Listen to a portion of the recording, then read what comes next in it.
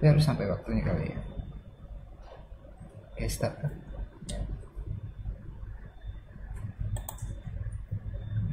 Enggak, OBS-nya udah ya.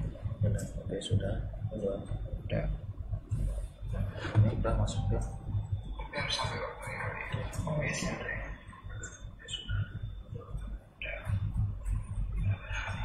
Coba tes komponnya.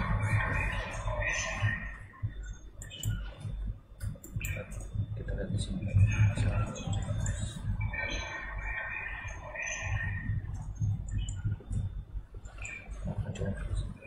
MetaTrader.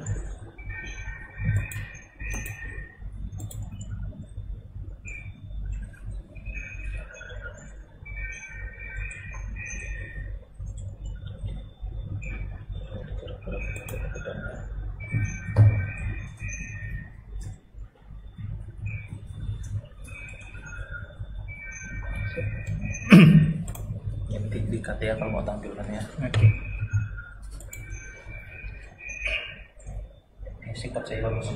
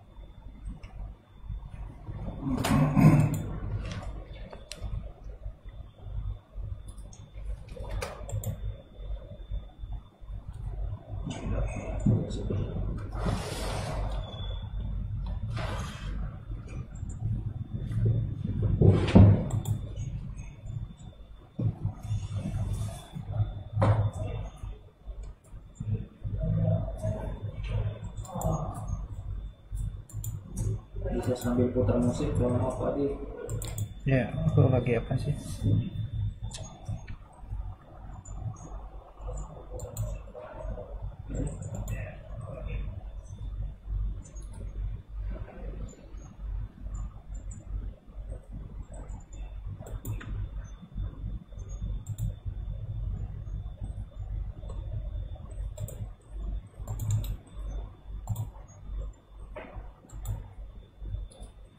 Oh, tadi tuh yang untuk linknya tuh video ya, buat orangnya. yang atas?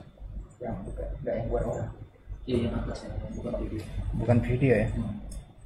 Jadi kalau misalnya mereka mengikuti koalisi, otomatis muncul kayak aku tadi kan?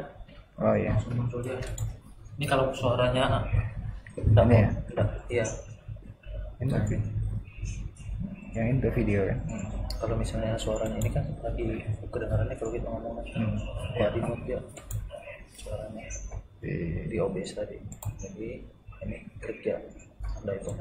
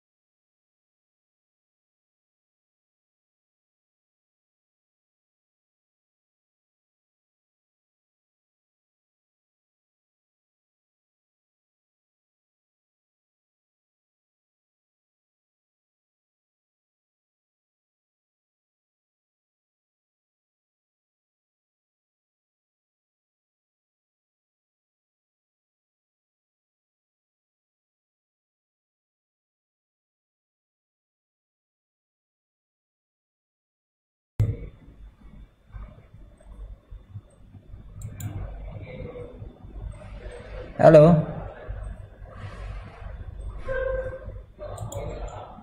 Testing.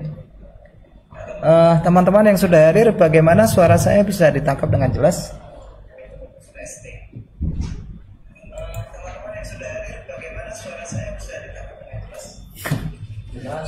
Oke. Oke ya.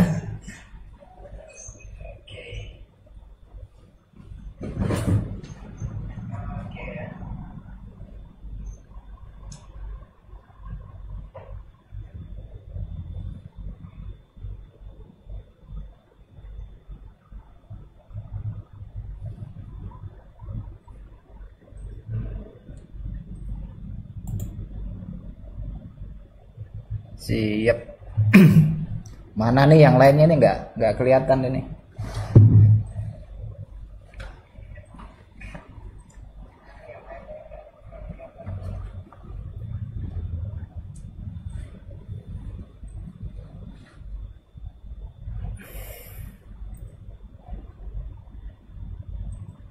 Oke, selamat sore buat kita semuanya.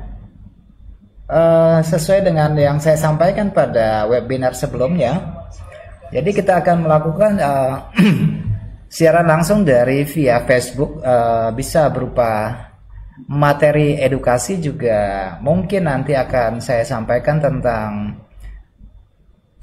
beberapa analisa untuk pertemuan-pertemuan mendatang. Cuma ini memang dijadwalkan ya. Tetapi kalau saya melihat memang ada yang perlu saya sampaikan, nanti mungkin tidak berdasarkan jadwal, saya bisa aja lakukan siaran langsung tanpa ada pemberitahuan. Tapi yang jelas yang sesuai dengan jadwal tetap akan saya lakukan pada setiap Senin di minggu yang ketiga dan yang keempat ya setiap bulan. Jadi untuk webinar untuk via GoToMeeting itu di minggu pertama dan minggu kedua, dan itu berupa edukasi. Sedangkan pada siaran langsung live Facebook ini lebih bisa ke analisa baik teknikal maupun fundamental atau pada sentimen pasar. Jadi untuk hari ini sesuai dengan tema yang sudah saya hantarkan kepada teman-teman adalah bagaimana sih menggunakan price action untuk menganalisa pasar ya. Itu materi kita pada kesempatan ini.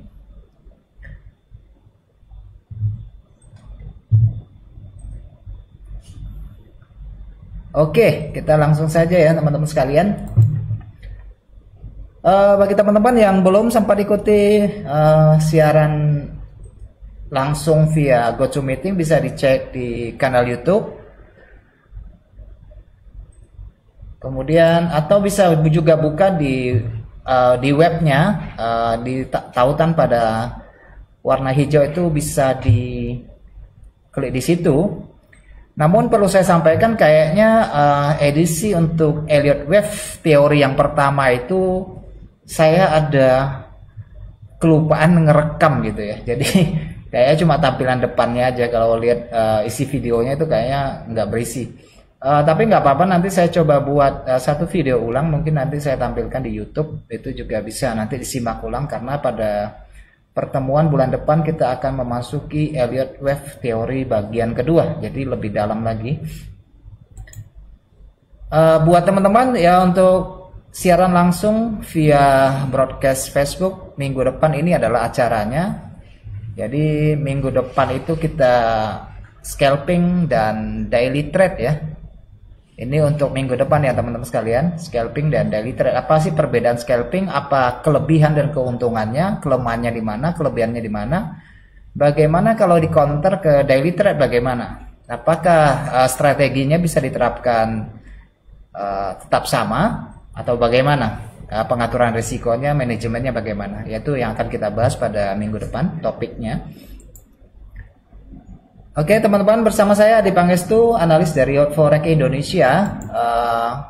Meskipun ini bukan sesuatu yang sifatnya ofisial, tapi perlu saya sampaikan bahwa bagaimanapun transaksi Forex itu mengandung resiko yang tinggi ya. Jadi tidak hanya pada Forex, pada derivatif yang lain juga. Yang penting turunan dari produk finansial itu tetap mengandung tingkat resiko yang tinggi. Jadi sebaiknya mempertimbangkan risiko tersebut sebelum melakukan transaksi, itu jauh lebih bijaksana. Oke, teman-teman, kita langsung masuk ke materi ya. Ini adalah definisi dari price action. Oke, ini adalah definisi dari price action. Jadi price action adalah pergerakan harga suatu aset atau suatu pasangan mata uang. Jadi sederhananya adalah analisa dengan price action adalah tindakan untuk mempelajari, membaca, menafsirkan, dan membandingkan. Kira-kira begitu ya, itu secara teknisnya pemahaman tentang price action. Jadi memang kita menggunakan data masa lampau untuk dijadikan perbandingan. Dengan belajar price action kita akan dapat menentukan bias arah pasar serta perdagangan dari pola price action yang sering berulang dan pengaturan price action yang mencerminkan perubahan atau kelanjutan sentimen pasar. Itu definisi dari price action. Ini sangat akrab sekali dalam video-video sebelumnya atau dari buku yang teman-teman baca atau melihat dari siaran YouTube, sangat akrab sekali dengan istilah price action atau pergerakan harga. Kenapa dia lebih unggul dibandingkan dengan yang lain? Karena price action itu menyajikan informasi yang secara jelas. Maksudnya langsung visual, langsung dapat, langsung update gitu ya pergerakan harganya. Jadi ini salah satu yang informasi yang bisa kita langsung dapat di pasar ya. Oke, jadi semua variabel ekonomi, psikologi pasar itu menciptakan pergerakan harga aset mata uang ya. Kalau kita bahas forex berarti bercerita tentang mata uang yang dapat dengan mudah dilihat di grafik. Nah, apakah variabel ekonomi tersebut disaring dengan transaksi secara manual atau menggunakan komputer, menggunakan robot atau AI? Ya, pergerakan yang tercipta itu tetap bisa kita lihat secara visual ya di grafik. Oke, itu adalah beberapa definisi yang bisa saya sampaikan buat teman-teman sekalian. Oke, untuk langkah pertamanya, dari layar teman-teman bisa melihat ada dua grafik yang bisa kita lihat, yaitu grafik dengan menggunakan indikator dan grafik tanpa indikator. Oke. Nah, kalau kita menggunakan price action berarti kita harus singkirkan indikator yang kita gunakan ya. Karena kita harus kosongkan dulu cangkir kita. Jadi kita lebih memilih kepada cat yang clear, yang murni ya, yang bersih terlihat tanpa ada distorsi dari indikator.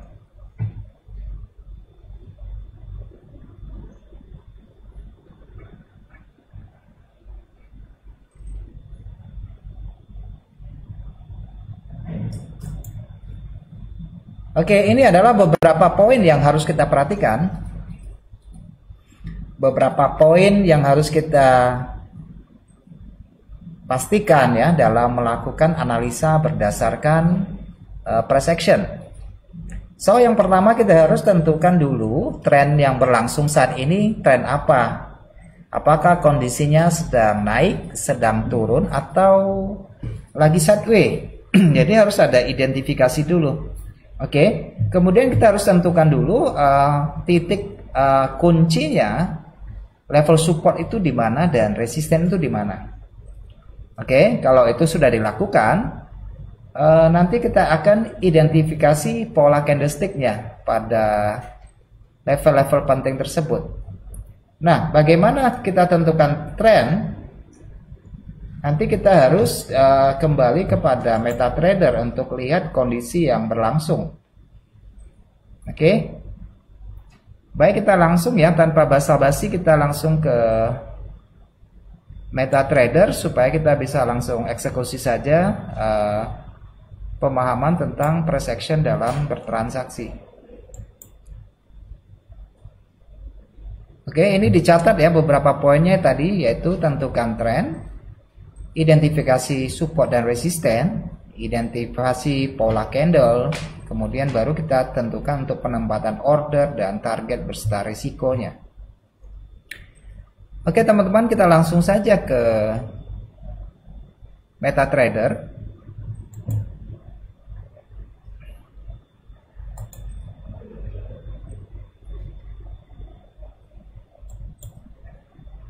Oke, ada usulan yang mau kita bahas? Ada usulan nggak yang mau kita bahas pasangan mata uang apa supaya kita bisa langsung enak di situ?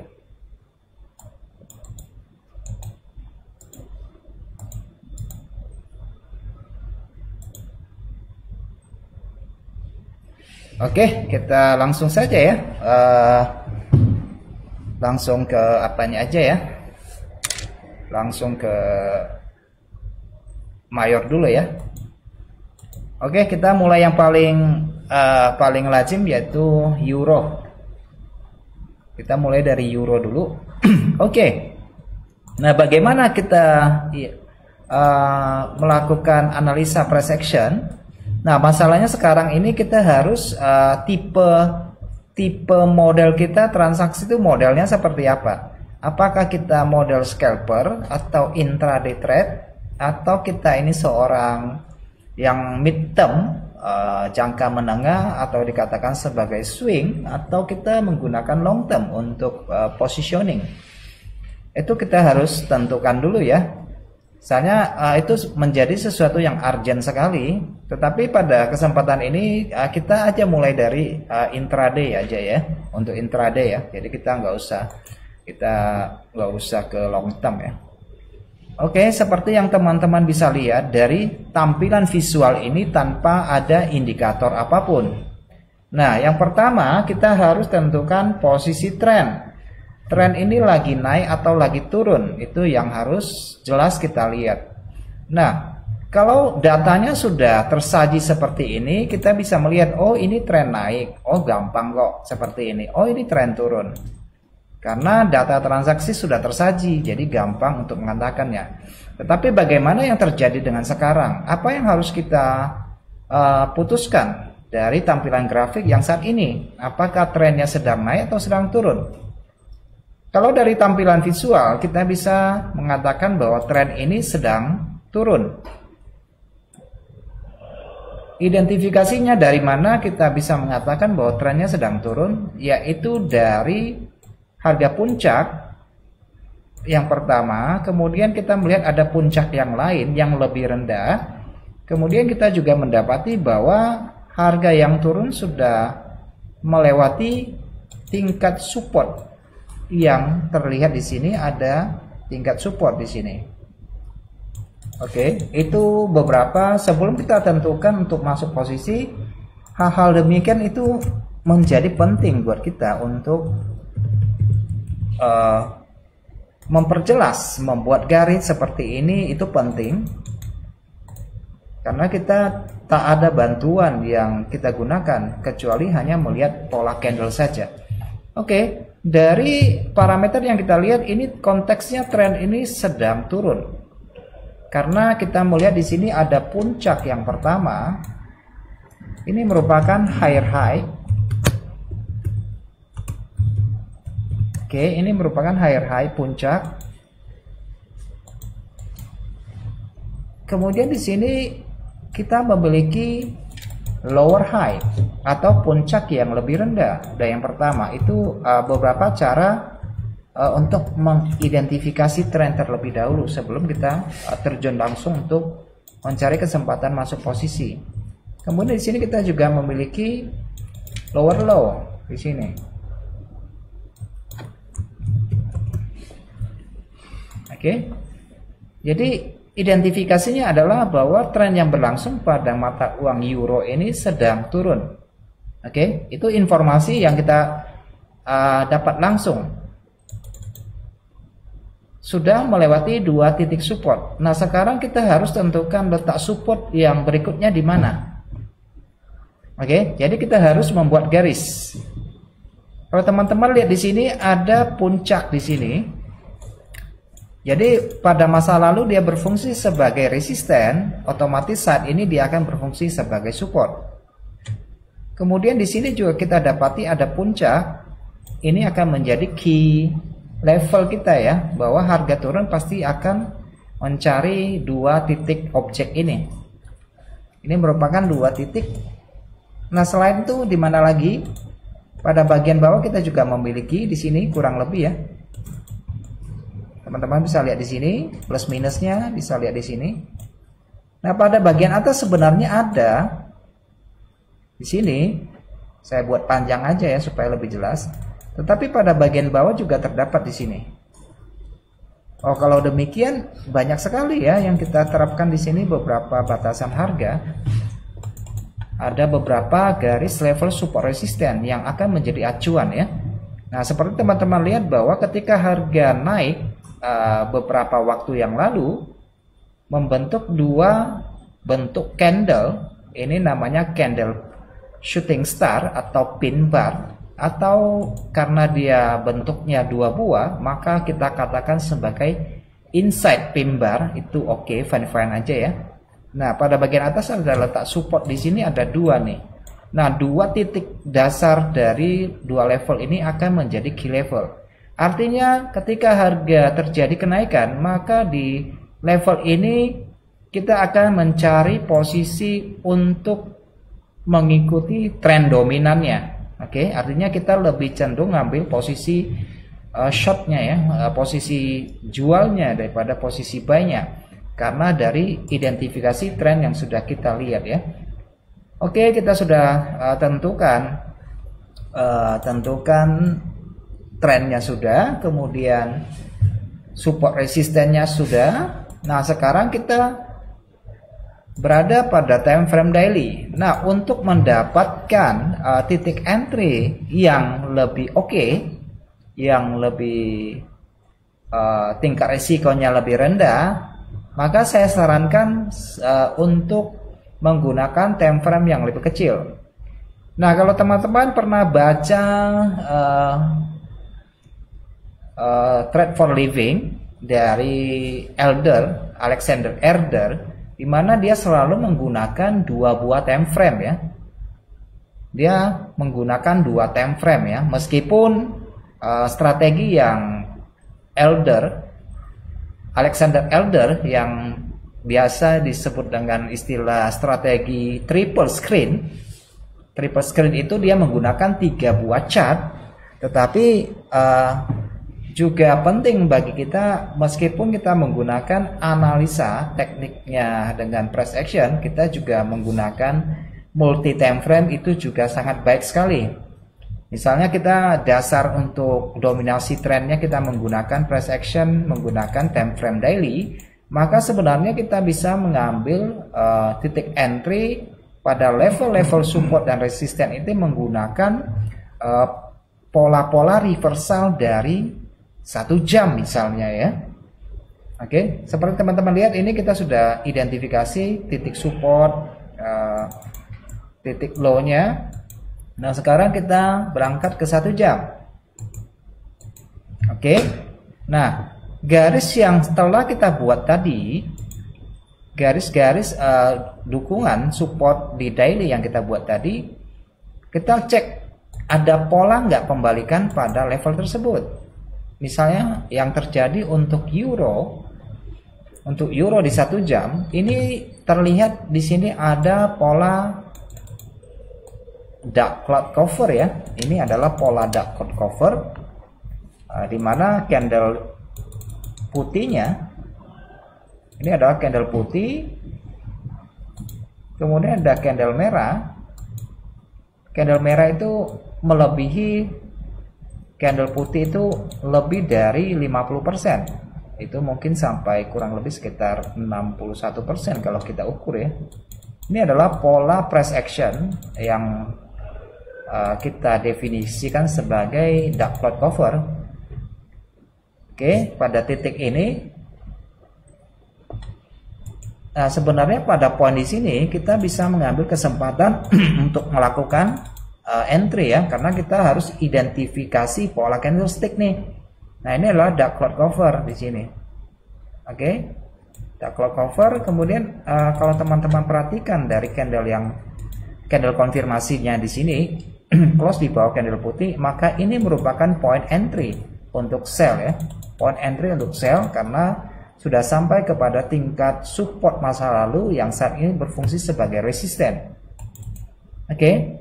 Nah, bagaimana dengan targetnya? Nah, secara price action teman-teman bisa melihat ini gelombang dari total dari kelompok lawan ini, maka ini akan menjadi targetnya ya, teman-teman. Ini menjadi targetnya, target terpendeknya karena kita menggunakan intraday ya. Jadi kita tidak membuat target yang terlalu panjang. Yang penting kita baca price actionnya karena ini bisa dikatakan ini adalah kalau teman-teman ketahui sering dengar ini adalah naked trade atau trading tanpa alat bantu, tanpa menggunakan indikator. Namun perlu saya klarifikasi bahwa sebenarnya price action pola candle itu sendiri adalah indikasi, itu adalah indikator harga data dari transaksi para pedagang yang kita tangkap langsung ya. Seperti definisi awal tadi, apapun dari ornamen ekonomi yang terbentuk baik oleh manusia maupun oleh menggunakan komputer atau robot, kalau sudah tutup pasarnya per 1 jam, kalau kita gunakan 1 jam, kalau sudah closing ya sudah selesai. Jadi kita bisa langsung lihat cetak birunya gitu ya, blueprintnya langsung lihat, oh ini dominnya nge-sell nih. Kalau nge-sell tempatkan di mana nih, targetnya di mana? Oh targetnya di sini, stop lossnya di sini leh, kira-kira ya. Jadi sudah selesai, sudah sampai selesai di sini. Nah, sedangkan ini untuk short term ya teman-teman, untuk intraday ya. Pada poin kedua ternyata harga balik lagi nih, balik ke garis kuning yang merupakan support yang sudah kita buat sebelumnya ya. Ini support yang di sini ya, ada 2 nih supportnya ini. Ini garisnya yang warna kuning ya, karena kita menggunakan intraday trade. Nah di sini muncul pola lagi nih, pola price action nih. Ada satu candle naik, kemudian candle kecil, kemudian ada satu candle besar. Kita mau kategorikan sebagai pola apa? Kalau teman-teman menyebut ini sebagai evening star, itu fine-fine aja ya. Kalau ini mau disebut sebagai evening star, itu boleh aja. Karena buat saya itu nama itu nggak terlalu penting-penting amat. Yang penting kita ketahui kondisi dan situasi pasar yang sedang terjadi. Ini disebut sebagai evening star, oke-oke saja ya. Tetapi kalau teman-teman menyebutnya ini bukan evening star nih, ini adalah inside down nih, itu juga boleh. Yang penting kita harus tahu kondisi pasarnya ya, market kondisinya ya. Kalau ini mau disebut sebagai inside down, itu nggak masalah karena yang penting kita tahu candlenya. Nama sih nggak terlalu penting amat sih ya. Yang penting candlenya harus makan candle deh. Ini melewati nggak candle lawannya. Ini membentuk pola inside down ini atau evening star. Oke. Jadi kita bisa putuskan, ambil keputusan sell di sini. Oke, jadi di sini bisa ambil keputusan sell. Jadi kita bisa tempatkan lagi nih target kita di sini nih, yaitu di mana kekuatan startnya nih, kekuatan start naiknya. Di sinilah target logisnya ya. Jadi kita harus tempatkan target juga yang logis, jangan yang nggak logis.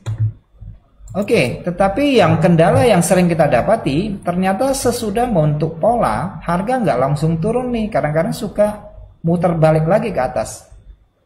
Oke, muter balik ke atas. Nah, untuk mengantisipasi hal tersebut, ketika terbentuk pola ini kita tidak perlu langsung melakukan entry.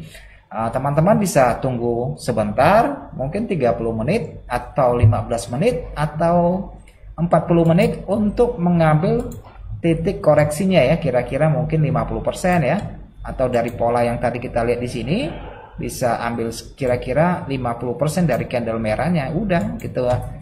Berarti kita lebih hemat lagi, hemat resikonya di situ ya, misalnya 50%. Jadi jarak resiko kita menjadi lebih pendek dan lot kita juga bisa menjadi lebih besar di situ ya. Oke, sambil berjalan, kalau ada hal yang perlu ditanyakan langsung ditanyakan ya. Jadi tidak perlu sampai acaranya sudah mau hampir habis baru tanya ya. Jadi ada yang diunek-unek langsung tanya aja. Oke, by the way teman-teman, bagaimana kalau kita lihat ke euro ini akan lari kemana? Secara struktur kita sudah melihat bahwa ini cenderung turun. Kalau untuk kita lihat dari time frame besarnya ya, kalau tadi kita lihat dari daily ya, ini masih cenderung turun. Oke. Cuma masalahnya ini ada pola price action pada time frame daily nih, ada satu batang nih. Oke, satu batang nih. Oke, jadi short yang kita lakukan ini hanya bersifat sementara karena kita intraday. Oke, kita lakukan intraday. Tetapi misalnya teman-teman mau memperkecil ruangnya, saya nggak mau lihat dari time frame daily, saya mau menggunakan 4 jam untuk mendeteksi trennya, itu juga nggak masalah ya. Itu juga nggak masalah. Yang penting selama yang perlu kita perhatikan adalah pembentukan bahwa high yang terbentuk. Meskipun saya lihatnya dari 4 jam, high-nya yang di sini misalnya ini adalah lower high-nya, selama lower high ini tidak di breakout, so ini tetap dalam konteks tren turun. Kira-kira begitu ya. Selama lower high-nya tidak dijebol, ini konteksnya tetap dalam konteks tren turun di daily-nya ya, konteksnya konteks turun ya. Jadi ada beberapa tingkatan di mana kita bisa mengambil posisi short-nya misalnya pada poin di sini ataupun poin di sini. Nah, itu merupakan poin-poin untuk zona masuk posisi turunnya di situ ya. Itu penting untuk diperhatikan. Nah, kalau kita lihat dari pergerakan naik dari euro di 4 jam yang bisa kita tangkap saat ini. Nah, harga kok sampai di sini ya, price actionnya kok sampai di sini nggak melanjutkan, padahal di sini sudah break lagi ke bawah nih ya, kok belum turun sampai di sini. Nah, ada beberapa hal yang tidak disebutkan di dalam price action secara detail ya, secara detail yang kita bisa dapatkan dari tempat lain. Misalnya ini kenapa ini turunnya sampai di sini nggak melanjutkan perjalanan.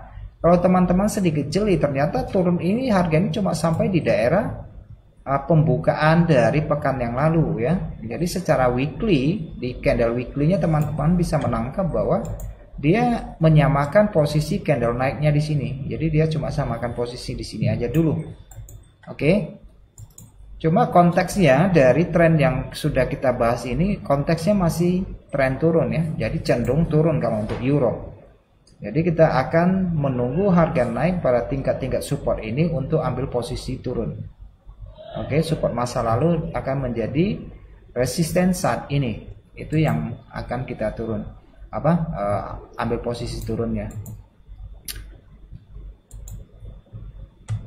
Oke, teman-teman sekalian, itu yang bisa saya jelaskan dari konteks euro ya.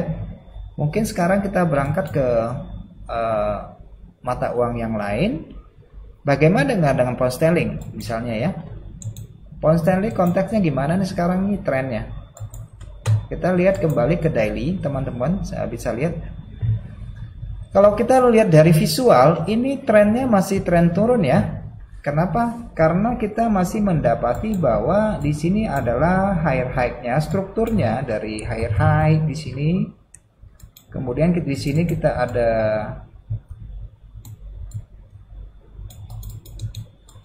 ada lower high-nya di sini. Puncak yang lebih rendah ya dari puncak pertama, ini lower high, di sini juga lower high.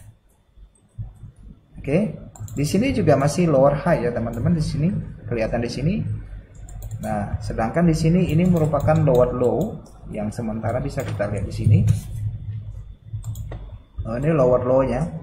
Kalau demikian price action itu bisa dibilang mengadopsi dari teori Dawes ya.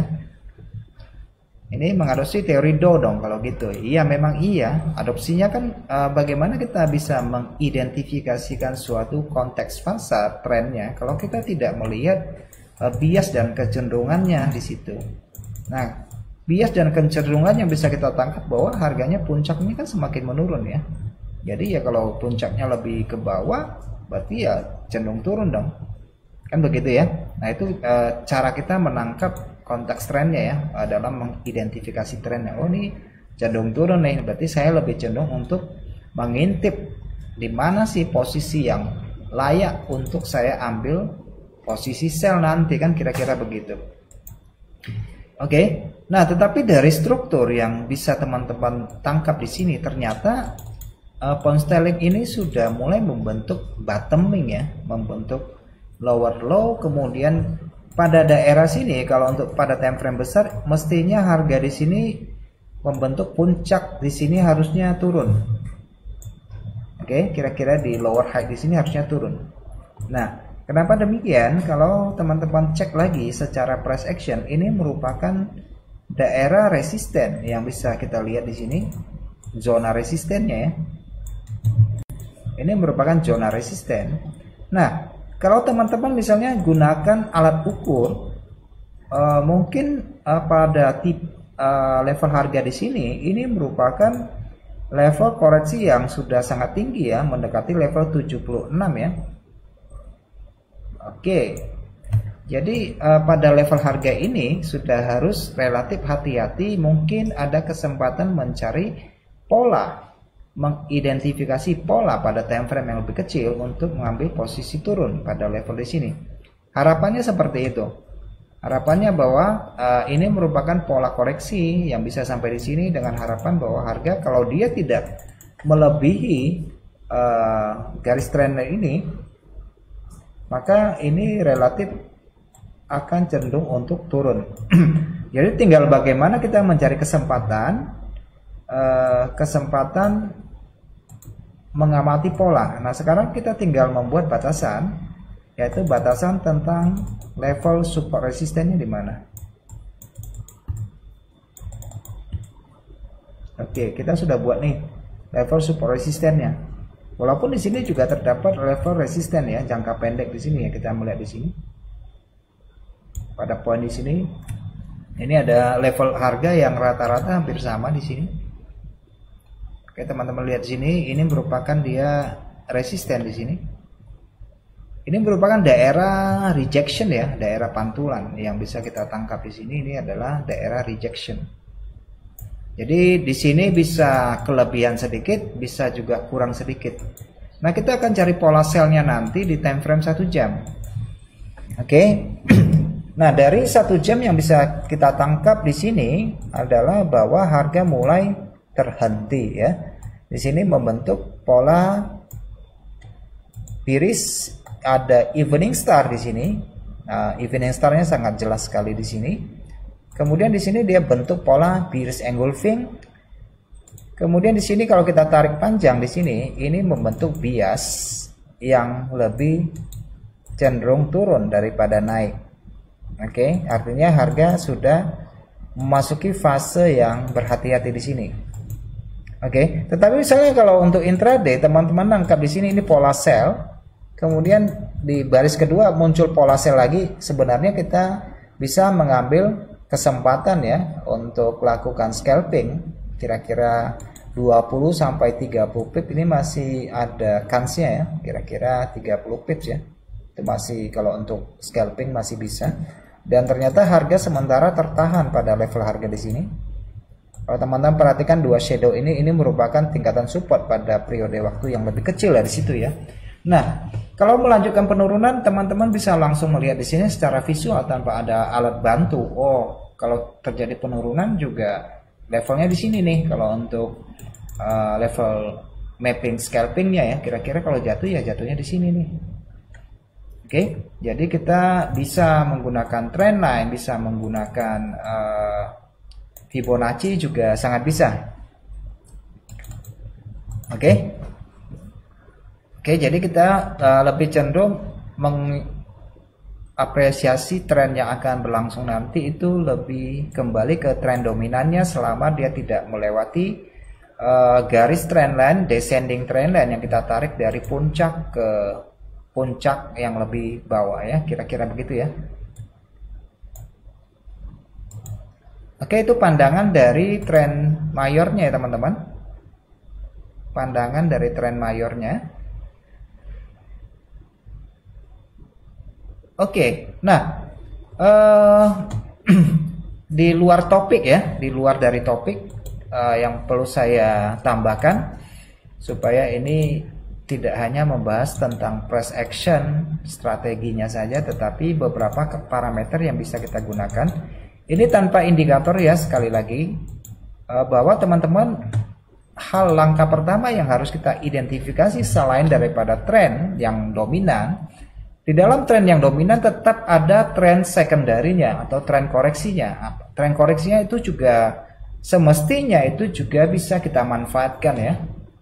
Kalau teman-teman kalau cek dari video sebelumnya atau yang mengikuti, kita di sini mendapati impulsnya atau gelombang impulsnya. Kemudian di sini kan ada gelombang korektifnya ya, yang bisa kita juga ambil potensi untuk melakukan counter trend ya. Ini merupakan gelombang koreksinya yang bisa kita fungsikan untuk melakukan counter.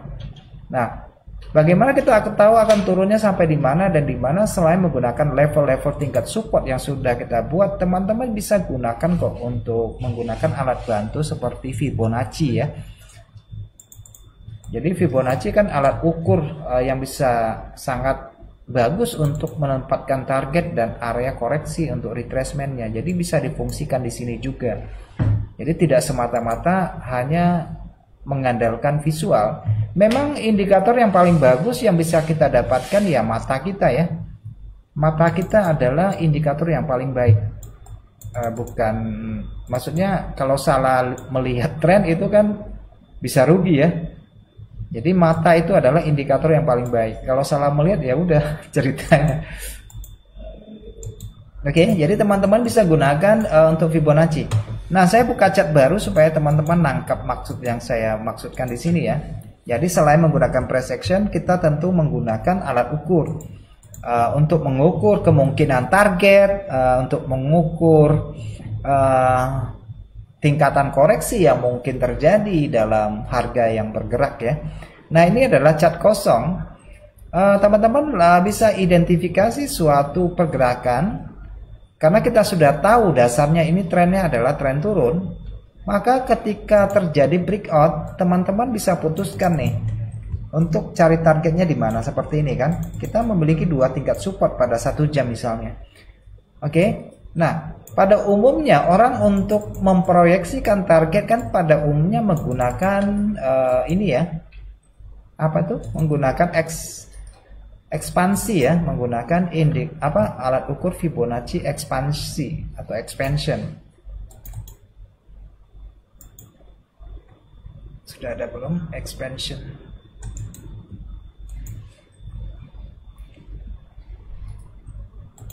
Oke. Nah, pada umumnya orang menggunakan expansion. Oke, tapi hanya bisa digunakan ketika sudah terjadi breakout. Tanpa ada breakout kita belum bisa menggunakannya nih.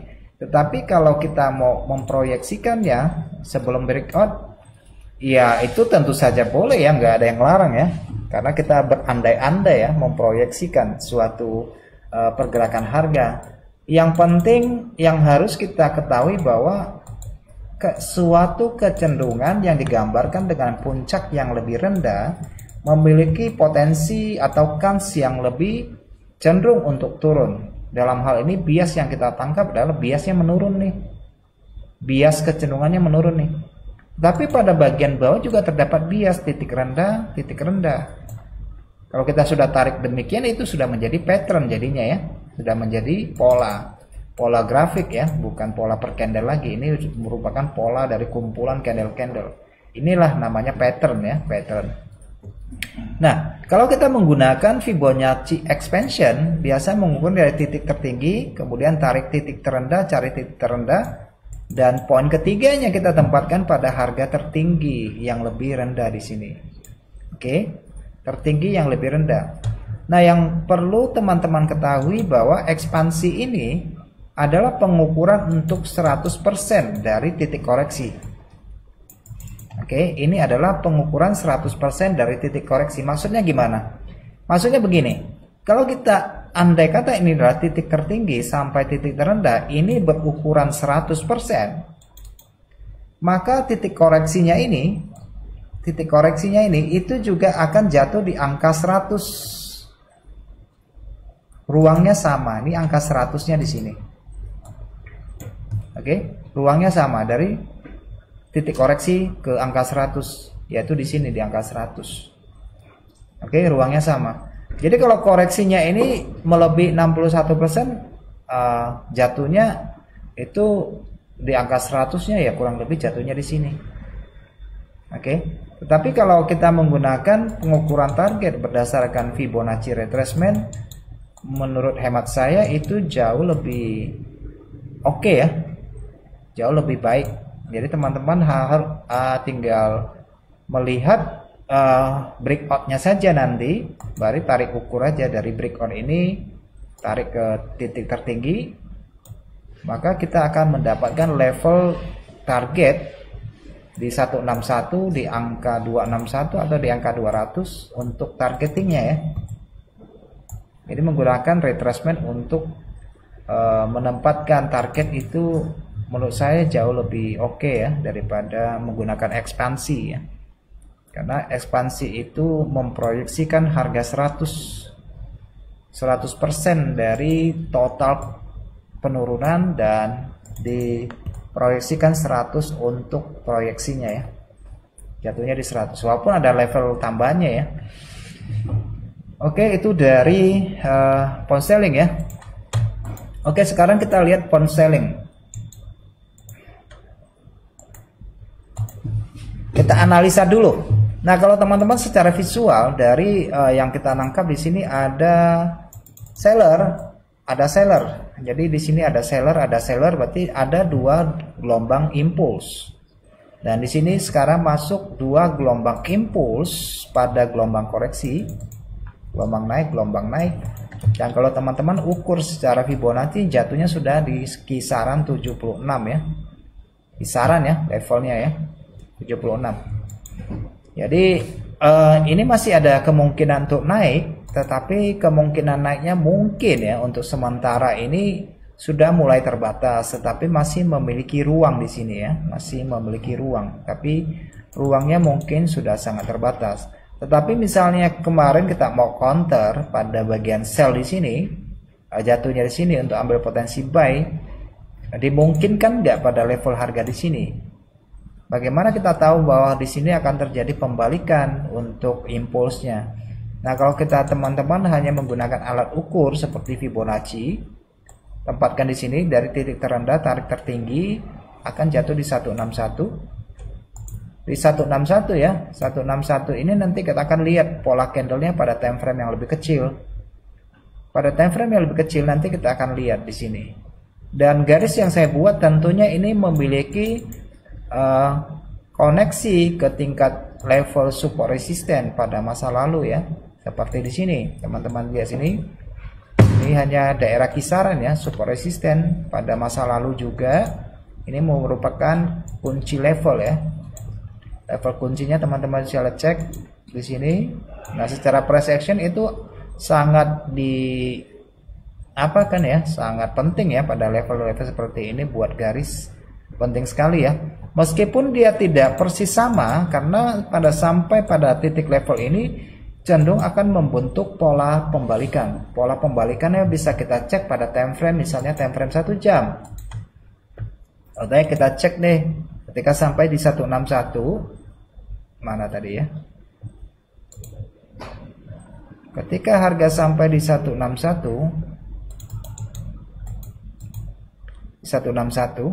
saya harap ini bisa jelas ya. Ini Fibonya kelihatan nggak ya? Saya kasih warna putih deh supaya agak jelas. Oke, pada titik 161 bagaimana kita cari polanya? 1 jam. Oke, kita cek ya. Oke, udah sampai di 161 nih. Kita cek nih polanya nih, pola pembalikannya ada nggak? Waktu di sini belum ada pola. Oke. Nah, di sini ada break even di mana rata-rata candle naik ini sudah melewati candle lawan di sini. Ini namanya break even ya. Kalau kita jadikan satu candle, ini adalah bullish engulfing sebenarnya. Oke, jadi ini candle turun ya. Saya kelompokkan jadi satu. Ini adalah candle turun. Kalau saya saya anggap aja begitu ya. Ini adalah candle turun. Ini yang putih ini adalah candle naik. Jadi saya visualkan berangan-angan kan. Di sini adalah pola bullish engulfing. Oh, berarti ini price action ya. Price action ini. Pola dari price action nih, bullish engulfing di sini. Kalau saya proyeksikan, kalau kita melihat satu-satu candle yang nggak ada pola bullish engulfing di sini. Tetapi kalau kita paham candle ini bullish engulfing ya untuk time frame 1 jam. Nah, berarti ini ada potensi untuk membeli. Kalau misalnya teman-teman mau cari peluang beli, ya bisa juga gunakan Fibonacci, kira-kira ambil 50% aja di sini, 50%, ambil potensi buy di sini misalnya kan. Nah, secara candle teman-teman udah pasti tahu dong penempatan targetnya di mana. Bisa ambil di sini, penempatan targetnya di sini. Tapi kalau teman-teman mau tetap menggunakan Fibonacci untuk jadikan target, itu juga tidak jadi soal, karena nanti jatuhnya ini kurang lebih di 161 ya. Untuk penempatan targetnya di 161. Kalau saya balikkan aja supaya gampang lihat. Oke. Kita bisa tempatkan target di 161. Kalau dia strong bisa ke 261. Nah, tetapi kalau secara struktur, pecahnya struktur yang kecil ini membentuk pola yang tidak kelihatan. Jadi bisa dikatakan ini adalah bullish engulfing yang tersembunyi, hidden bullish engulfing di sini ya, kira-kira begitu ya. Karena saya melihat di sini ada pola yang tidak lazim, pola bearish engulfing turun tapi nggak jadi nih, maka ini akan menjadi batas. Dari sini terjadi breakout. Nah, ini adalah price action.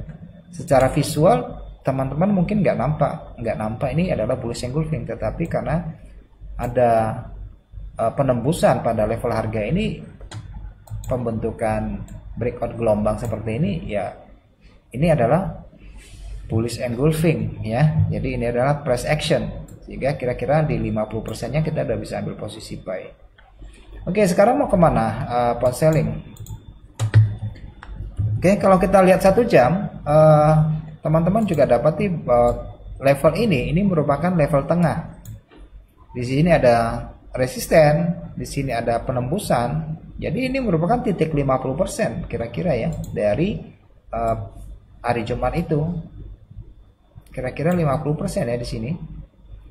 Oke, jatuhnya. Tapi kalau secara struktur ini lebih cenderung turun daripada naik ya.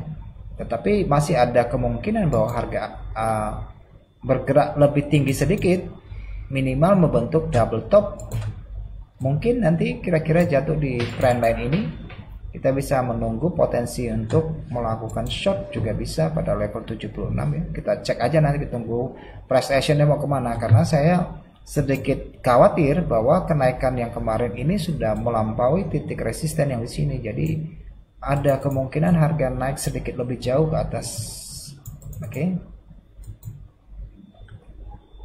Oke, pada tingkat support resisten di intraday ya. Ya bisa sampai di situ ya, kira-kira ya. Bisa sampai di sini ya nanti ya. Jadi di sini sudah harus cari peluang untuk sell-nya. Tetapi kalau misalnya garis trendline ini dia jebol, maka opsi belinya batal ya.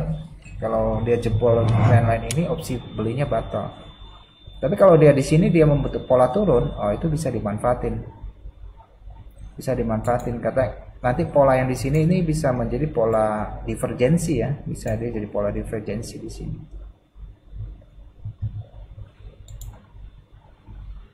Oke, kira-kira ada yang mau ditanyakan teman-teman sekalian dari yang saya bahas tadi?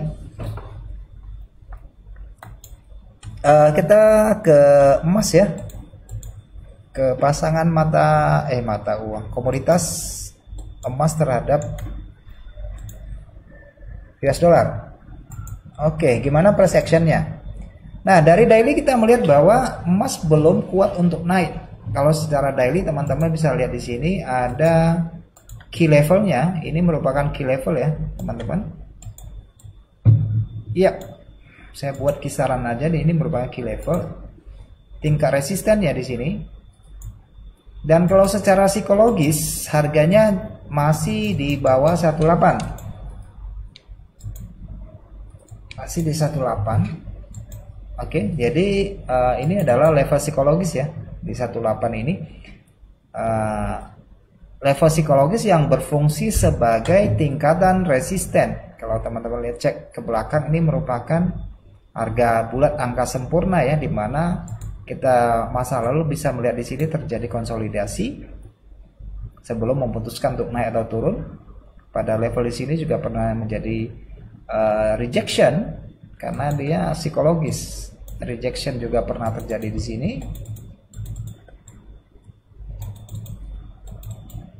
Oke, di sini juga pernah terjadi. Plus minus lah ya. Bisa lebih sedikit, bisa kurang sedikit. Oke. Nah, secara struktur yang kita lihat ini pada time frame daily ini masih dalam konteks tren turun. Kalau kita tarik ya, bisa cek di sini sama persis dengan kondisi GU saat ini. Oke, jadi ada sentuhan 3 kali, ternyata trendline itu belum bisa lewat nih. Oke, pada trendline-nya belum lewat nih.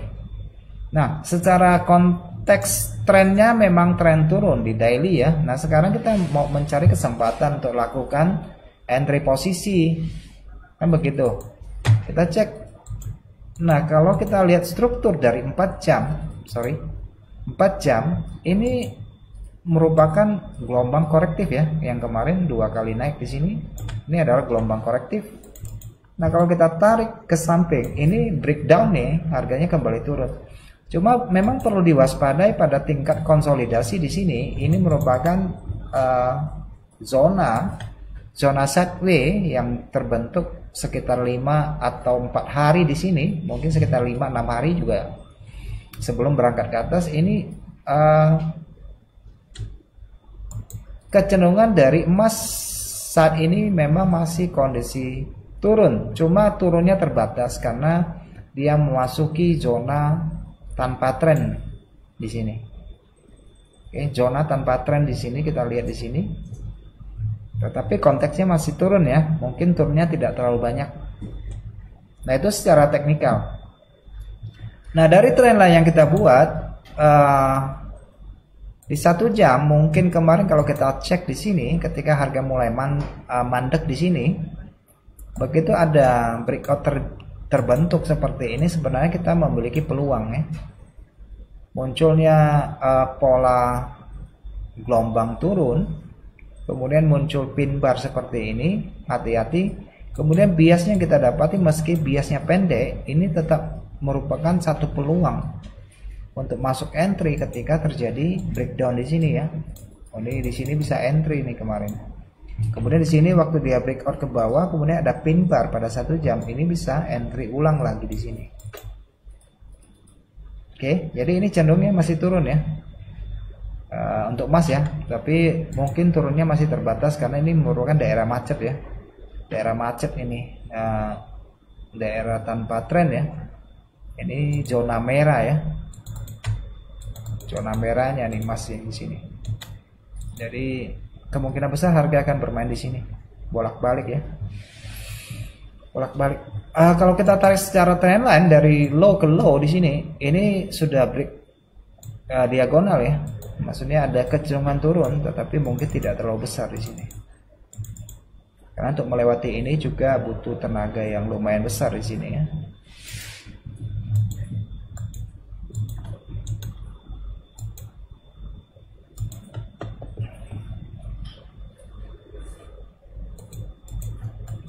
Nah, kalau kita bertindak sebagai trader harian, ada baiknya sih kalau kita buat batasan pada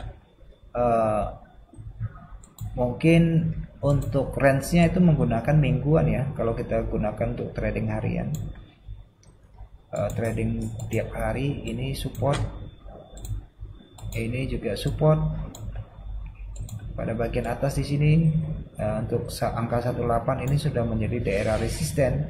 Berarti ruang bergerak dari emas ini untuk sementara di hari ini bisa mencapai titik support di sini kira-kira ya, karena ini price actionnya demikian dengan kecenderungan turun.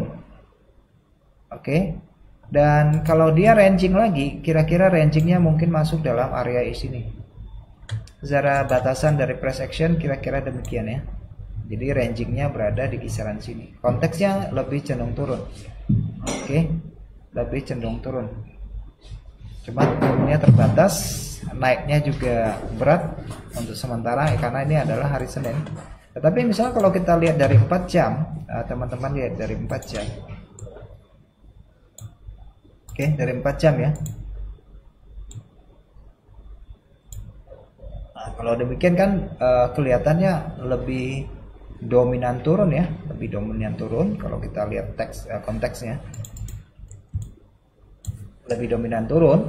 Jadi misalnya nanti kalau ada terjadi riak-riak harga pada bagian atas, mungkin misalnya nanti sempat naik pada bagian atas, nanti diukur aja kira-kira jatuhnya berapa persen ke atasnya ya. Mungkin jatuhnya di sekitar 38% atau 50%. Meskipun dia secara diagonal terjadi breakout, semestinya ada harga yang kembali pada bagian atas. Karena penjual juga akan mengambil sebagian keuntungan ya. Bisa aja nanti jatuhnya di sini, bisa aja jadi nanti di time frame 1 jamnya ya. Kira-kira ini karena di sini start mulai turunnya di sini nih. Oke, start turunnya dua bagian di sini. Oke, ada yang mau ditanyakan teman-teman sekalian? Kalau ada yang mau ditanyakan, saya jawab langsung. Atau ada mata uang lain yang perlu kita bahas? Oh, sampai hilang suaraku nih.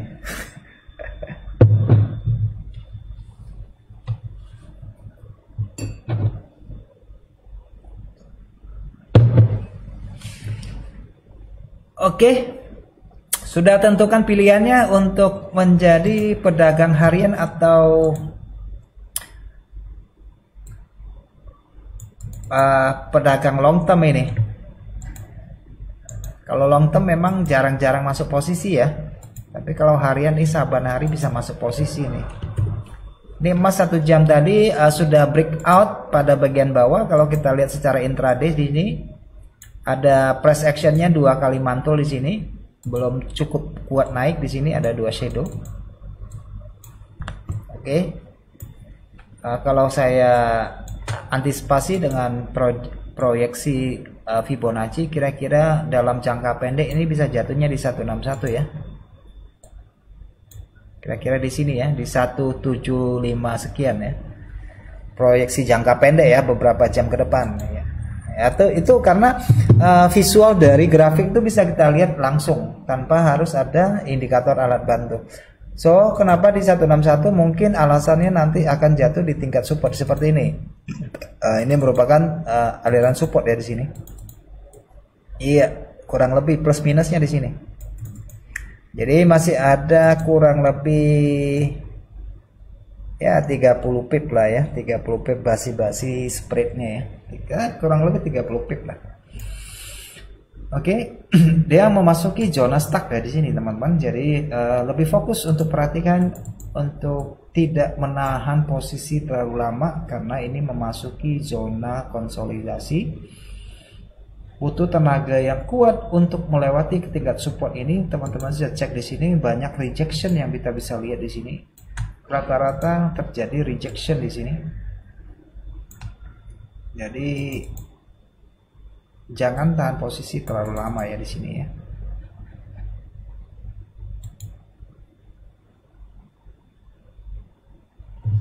Oke, kalau dari batasan yang saya buat itu bukan hanya tingkatan support ya. Ya, sebenarnya tingkatan support yang saya buat itu adalah level demand.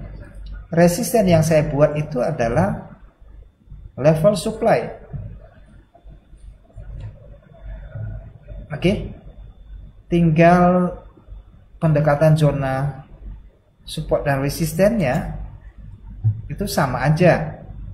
Nah, misalnya kalau menggunakan sistem support resisten dengan supply dan demand, pada prinsipnya itu sama aja. Kita ketika harga turun pada tingkat demand atau ketika harga naik pada tingkat support, ya intinya kan kita sampai pada daerah supply, ini adalah supply, ini adalah demand.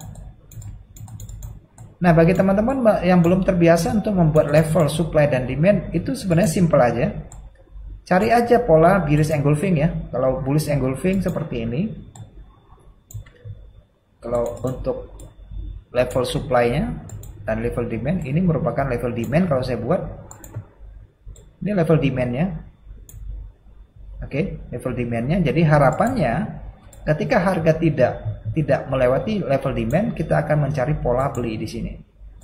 Harapannya kan demikian. Jadi secara grafik saya buat aja ini. Teman-teman lihat di sini, ini adalah level demand. Oke, kalau kita ambil body aja dari shadow bawah ke body ini adalah level demand. Yang di sini ini adalah level demand. Pada bagian di sini ini adalah level supply. Pada bagian atas di sini adalah level supply. Nah, sedangkan kalau pendekatannya menggunakan support dan resisten, mungkin lebih kepada titik tertinggi dan titik terendah seperti ini.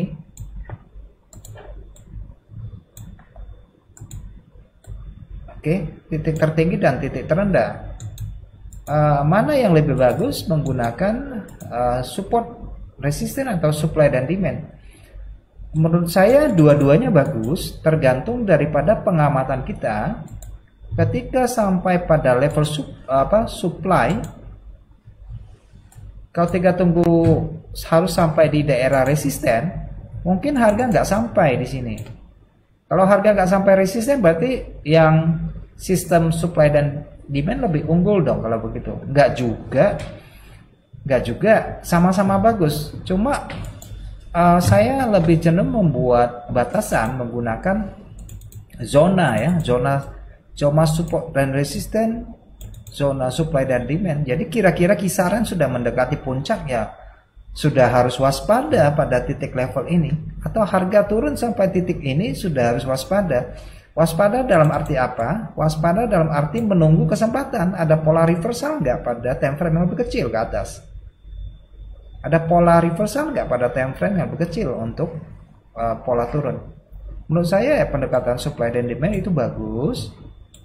Menggunakan support resisten itu juga bagus. Oke. Karena menurut saya dua-duanya teknik yang bagus. Tetapi itu tidak menentukan bahwa perdagangan kita akan berhasil atau tidak. Karena bagaimanapun peranan daripada psikologi pasar itu yang penting nanti. Oke, mungkin teman-teman bisa sell aja pada daerah supply. Saya juga bisa sell pada daerah supply, tetapi mungkin hasil akhirnya berbeda. Menggunakan lot yang sama, menggunakan modal yang sama misalnya, sama-sama ambil posisi sell, tapi hasilnya bisa beda. Kok bisa begitu?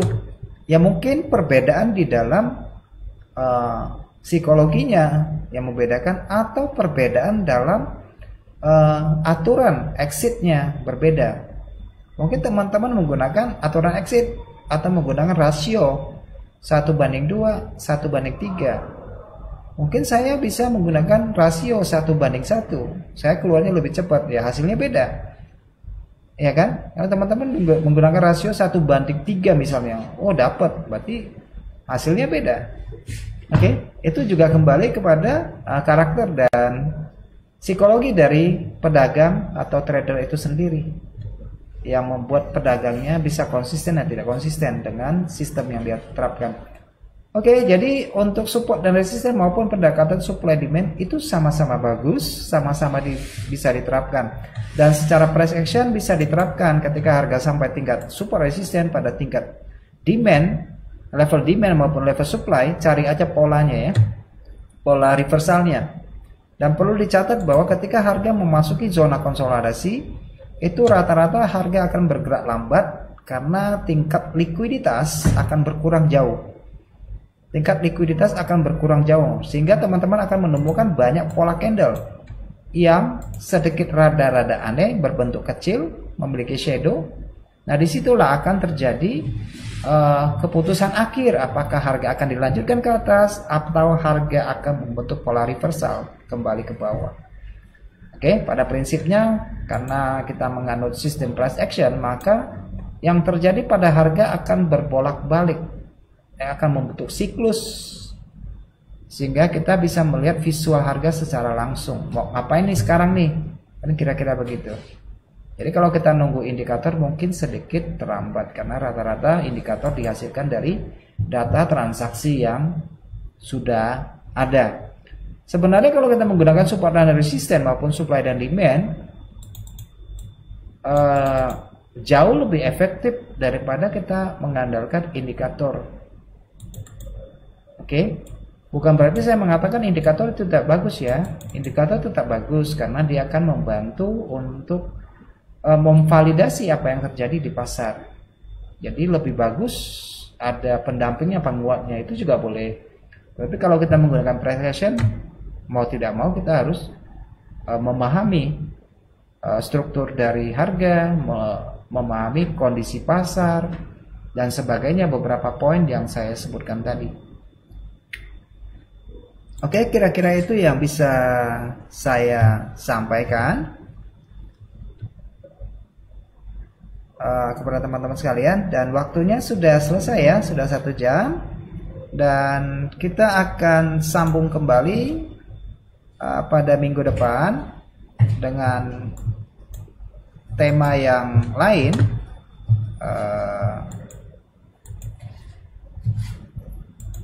Oke, jadi untuk minggu depan kita akan ke tema untuk ini ya, untuk minggu depan ya. Jadi scalping dan daily trade.